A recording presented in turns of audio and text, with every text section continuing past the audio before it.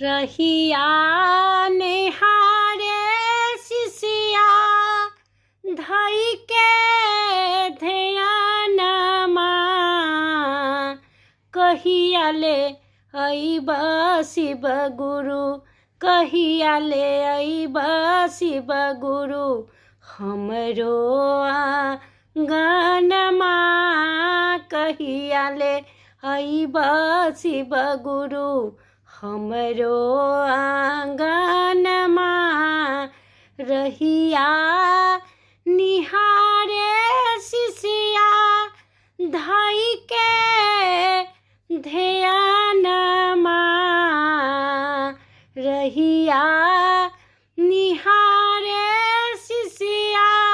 धई के ध्यानमा कहिला ले अइब गुरुजी हमरो